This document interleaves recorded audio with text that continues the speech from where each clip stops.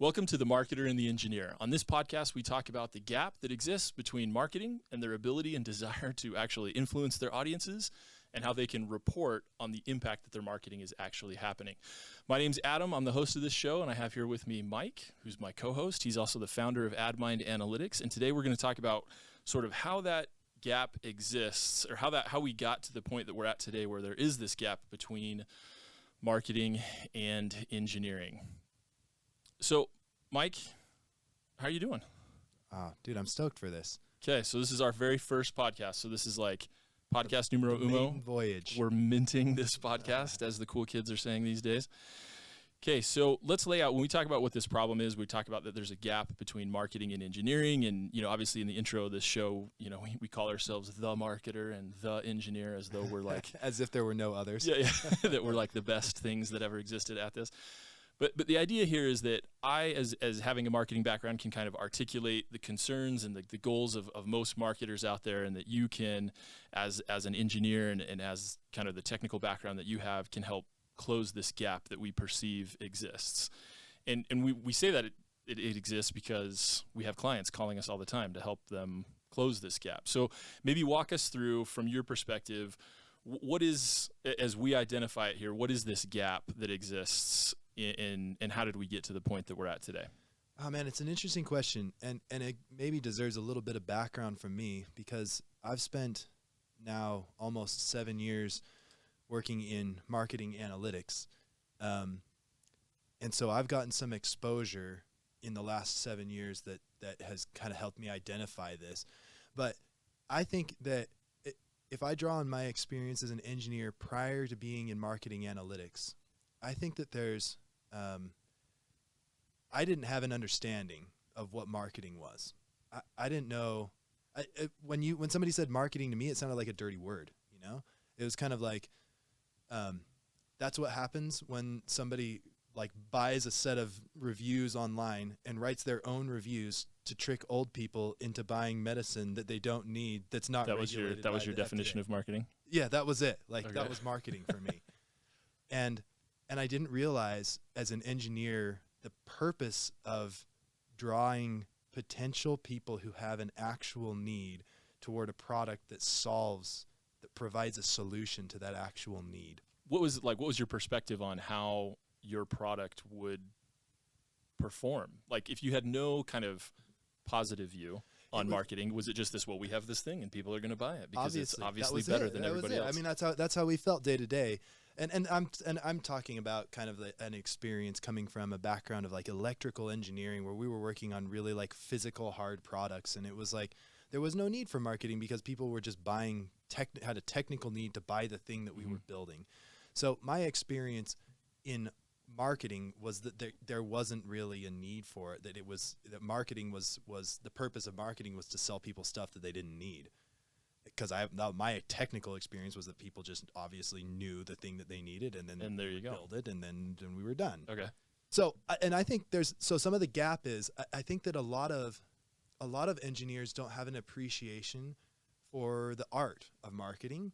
And so sometimes I think that in our experience, I mean, how do you define engineer? Like, let's are we going to use that as a word that describes everyone in like the IT sector, or like how do you want to? No, I think, in our case, when we think about marketing analytics and kind of like the space that we live in, like the engineers that marketers end up interfacing with are most often not like product building engineers. That and often not in hard goods.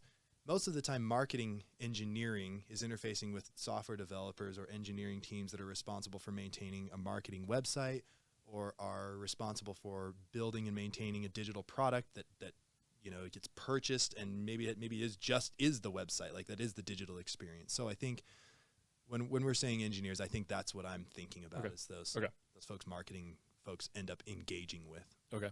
So sorry, go from there. I cut you off. So yeah, I think that folks that have the engineering background, and I was guilty of this, didn't appreciate the requirements that marketing was presenting to them.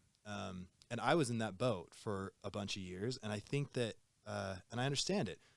A lot of times marketing requests are, in fact, and maybe it's fair, I don't know if it's fair to say this, but you tell me.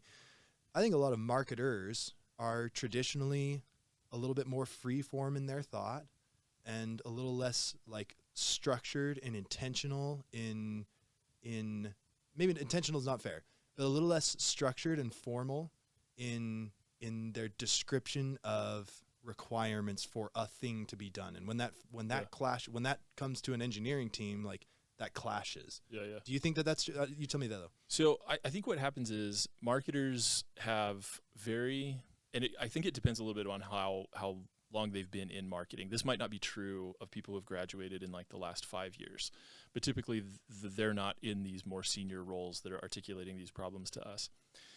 I know for me and most of the colleagues that I worked with, there wasn't really any thought that was given to how this product, and let's take Google Analytics as an example, or even Google Ads. I had no concept of any type of engineering requirements. It was just, I'm going to load money into Google Ads, and my technical implementation was me writing ads and configuring campaigns and ad groups and those kinds of things. And some of those products will even say like, hey, when you get this, if you want this on your site, just copy and paste. They'll even like give you a little formatted email to send to your IT team. And it's just some basic thing because there is no concept on the marketing side of what the technical implementation of any of those tools even are. So I don't know if it's necessarily it's a lack of being thoughtful in the sense that like you didn't know to even think of it, but not because there's a gap in wanting to be detailed, right? And so I just think there's an assumption that's made from the marketing side that like, I have this product and it says it's going to do this thing, and I've done everything I need to do to configure MailChimp or whatever it is, and so you follow the step by steps. Yeah, so now it's on the make it work, guys. Like, so that's kind of where I see the gap. That's how I'd answer that question. Yeah, I think sometimes, like having sat on engineering teams, that sometimes you get a request like that, like marketer forwards over. Think about how engineering team receives that. Marketer says, "All right, Google Ads interface tells me that I'm supposed to take this snippet of code and I'm supposed to place it on all pages of my site." And it says literally like copy and paste or forward this, enter email address of recipient here and forward that forward. Yeah. So when engineering team receives that, they go like, this guy's clearly not even thought about that at all. All True. he did was click the guilty. forward button. Yeah, right? That's exactly right. Yeah. And so sometimes I think that there's a tendency to receive that information, and it's not just setting up like the Google Ads pasted on every pixel sort of pixel requirement, but it's when marketing has more requirements, like we want to understand our user behavior better, and hence we need to understand what the users are doing. There's already this predisposition, maybe, and in my case, I've seen this. There's this predisposition that like, well, these requests aren't very well thought out. And sometimes the requests come formatted in a way that's not the way an engineering team would be anticipatory of receiving them. And so it feels like, yeah, like these are, I got an email forwarded to me from the Google Ads interface. This isn't very well thought out. Or marketing team wants to know, what are the most common user behaviors? Well, I don't know. How do we functionally answer that question? Because it's like, that wasn't very well thought out. And so, so all of a sudden there's this like bias on it too. It's not only is it not very well thought out, dumb marketers. I'm a collaborative partner. Now it's like, it's not very well thought out, and that guy was a dummy. Right. And typically these IT teams that you're sending these requests to, it's not like they're just sitting around waiting to like do marketing stuff. Right. Of course. Yeah. They're usually, in a lot of cases, they're the ones that are building the product that you're supposed to be selling. And so they don't view this particular snippet request as being a priority, even though what's interesting is there's probably like an initiative that the CEO or some directional person gave. And this is how that task shows up separately to those two different people. So the marketer has gone through and been like, oh, we need more leads. We need this. So we're going to get this program. We're going to go install this. And then on the other side, it trickles over to the IT person who's the origination of that request came from an executive saying we need more of this, that, or the other. But there's this entire breakdown that then happens when it comes to how those projects get managed. And I think from the marketing side, I know for me personally, and most every marketer I interact with, like, I think it's a cop-out when people say that they love to geek out over the data and they're a marketer. They don't. Like it's so rare that you find people that are like, oh, I got into marketing so that I could like run spreadsheets all the time. that's not what they're articulating is, I figured out a way to use these spreadsheets to tell the story I'm trying to tell. Well, that right there is why you got into marketing, was to tell stories. It has nothing to do with like your inherent desire to run numbers. Yeah. And so these marketers are where I see the gap being is that you have marketers who got into this to tell stories and to influence people and to try and do just what you said. How do we figure out which pages are being engaged with, or how do we measure this stuff? And again, it goes back to this, like there's this implicit, or there's kind of this like implied thought that I think marketers fall into. And you mentioned like this lack of thoughtfulness, and I agree, where there's just, I think we take for granted what it takes in order to measure any of that stuff. Cause it's like, well, we have Google Analytics on the pages. I think it's so interesting because the lack of thoughtfulness phrase is tricky because it's like I don't think it's not being like pejorative. Like we're not saying you're not thoughtful. There's an interesting way to think about that. And actually, I've thought a bunch about this, and you and I have talked about this some. But I think that when you think about marketers' history and versus engineers' history, like marketing and engineering now, come 2021, 2022, marketing and engineering have to live closely, like intermingled. It's not that they don't operate at a distance from one another. That hasn't been that way for a lot of time. And when you think about functions of a business that have data, like different aspects of a business, if you think about finance has had data from since there were businesses, like since we were trading, like since the measures abacus of gold, like we were counting, and that was intentionally what we were doing. When you think about people who are producing a product, like the yields of a product team, if they're building cars or something, people who are producing products have been from the beginning measuring the efficiency with which their production system yields that product. It's just by its nature. When you think about IT teams, they're measuring everything that they do is measurable since they've been whatever they've been. Since they've been IT, they've been measuring. And marketers, except for the last 2 decades, marketers haven't been measuring. And so there are data practices that finance and product and IT have. Just as like part of the baked-in culture of their profession. Part of the discussion. Yeah. That marketing is just young in its growth. And so when you say lack of thoughtfulness, like if you zoom 20 years, if you go 20 years in the past, marketers. Well, that's like only the year 2000. Do we need to zoom further back? No, like, okay. but up to that point, if like accusing a marketer of being not thoughtful is like, that's their whole job, is to be thoughtful and empathetic and try to like put their mind. Their whole job is like a thought exercise. Yes. Like that is marketing. And now in the last 20 years, it's changed some. That it still is marketing, but we now have numbers involved in marketing. And I think we have, in some ways, a generation of marketers who've grown up with numbers and not with like the touchy-feely, thoughtful part of marketing, right? So I think that it's not a fact. It's not a matter of marketers not being thoughtful. When an engineering team goes like, "Oh, this feels not thoughtful," it's like, well, marketers are the most thoughtfully trained people in an organization, probably. All right, yeah, so we'll take that. So I think that there's a function of that. You know, it's not thoughtful. It's just there's not a history of how to think about the data piece in marketing. Okay, so let's sort of we'll sort of define what we feel like the problem is. We've sort of articulated a little bit of kind of how we got there, but from the marketing side, I think the problem is that there's a lack of understanding on how the various systems connect. There's sort of this over-indexed, like, oh, well, I have analytics, so it should just tell me what I want it to know. Or we just got off the phone with some company who demoed how to measure customer journeys, and there's this sort of baked in, like, you just turn it on and then it works. And every one of those companies try to position themselves as like the one-click install, like it's there. Right. And you combine that with people who get into marketing don't do it to then, like, they didn't envision themselves QAing a bunch of like tools, right? Yeah.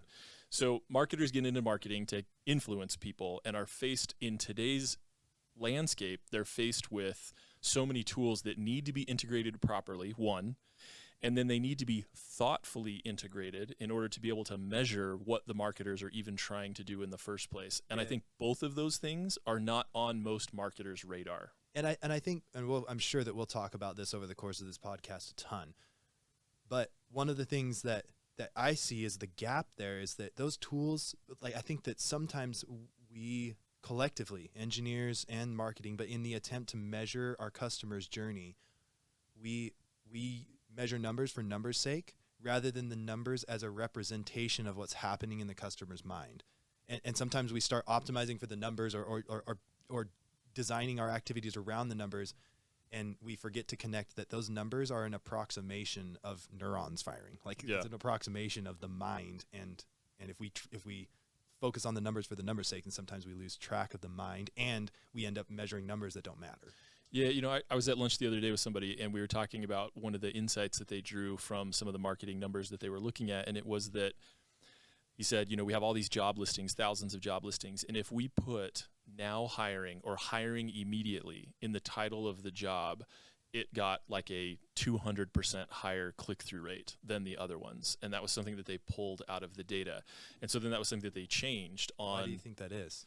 Well, I think it's an urgency thing. I think people who are scrolling through job listings, I think there's if there's an impetus that is being communicated on the part of the employer of urgency, there's more of a I'm going to apply for this job because they're hiring right now. It creates this sentiment that this is going to happen quickly versus, hiring truck drivers and them thinking they're just going to go into some big, huge pool. But the reason I bring that up is because is that marketing? He looked at the data and saw that when the titles had now hiring versus those that didn't, it converted higher. The conversion rate was higher. And I thought, for the business's sake, by doing that, they got more click-through rates, it lowered their click costs, it made them a more attractive business for their acquisition. And I look at certain instances like that and I go, is that marketing? Did you tell a better story? You could maybe make that argument that it created this urgency, and so that helped tell the story better, and then there's this data insight component to it. But if I take a step, when we talk about taking that next step back and going well, there's a real human being on the other side of that screen, and did we really influence them in a positive direction, or did we just hack some trigger in their brain? Was this just a mouse catching the cheese kind of moment, or was this really having an influence in their life? And that could be more of a philosophical, well, we don't know the answer to that, Sure. But it just caught me as being one of those, I think those are the sort of marketing insights that people think they're getting hired for, is that's what they think they're going to find in the data, is all these little, well, if we make this button green, or if we use this word here, if we have an exclamation point here, then we're going to do all this conversion rate, and it's going to, drive our costs down. And I go well, is that marketing? What do you think? I think it's one of those things where you mentioned some of the numbers that we can get sidelined by, or sidetracked with, maybe is a better way to say that. And it's is a higher click-through rate better marketing? Well, not necessarily, right? Take that example to the extreme and say you offer, I don't know, you sell books online, and your ad says something like, click the ad and we'll give you $100. Well, you might nothing to do with books. Right. You might get higher click-through rates and not have actually done any marketing. So I think the answer is it depends. There's always there's a not black and white, but this whole scale of gray in here. But I think that you can be distracted by the numbers if you forget that the numbers are a representation of what you're hoping to do to influence the potential customer's mind. Yeah. And we were getting to the point where we were talking about what is the gap between, how does that show up quantify in someone's day-to-day life, and what does that gap cause people to do that they maybe wouldn't otherwise do if that gap wasn't there? So marketers and engineers sitting inside of a business building, or in a remote scenario, working together to promote a business, or to build a product that changes lives. Yeah.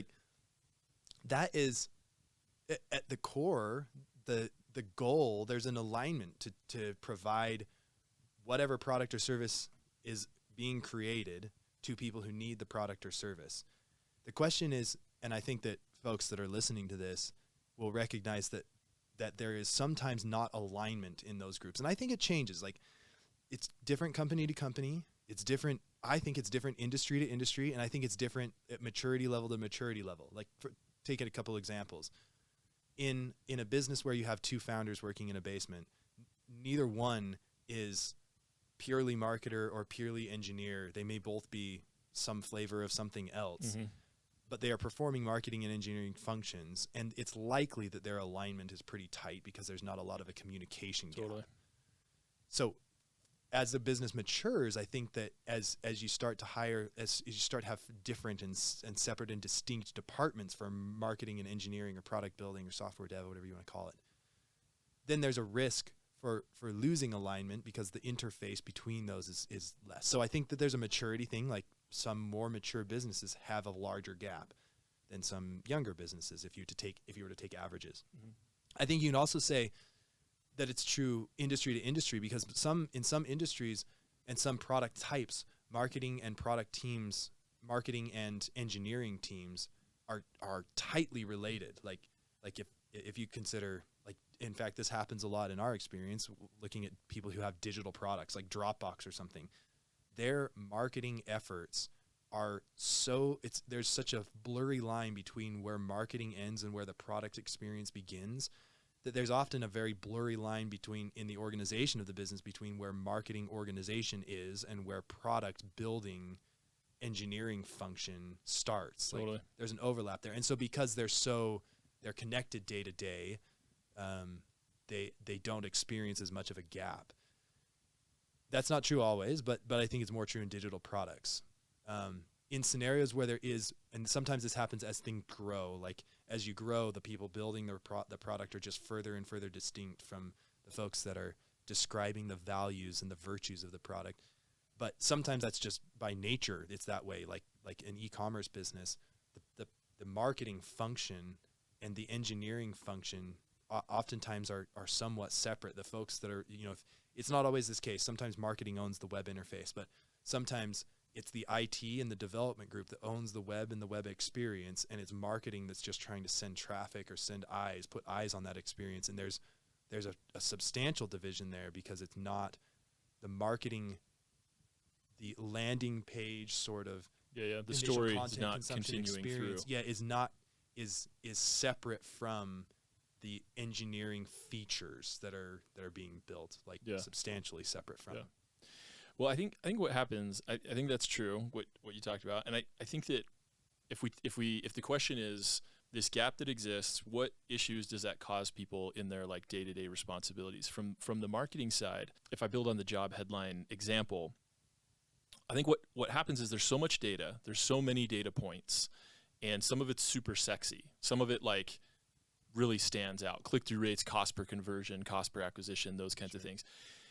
When marketers sort of enter the matrix of this data, and then they just operate to improve those KPIs, and that happens, like, it goes from one level of the company, like your director, down to your practitioner, and then as new people come in, that sort of culture gets hyper focused on these individual steps in the process, and the marketers end up optimizing one thing or another without thinking about how the entire product that they're trying to offer fits in the life of the person that they're trying to influence.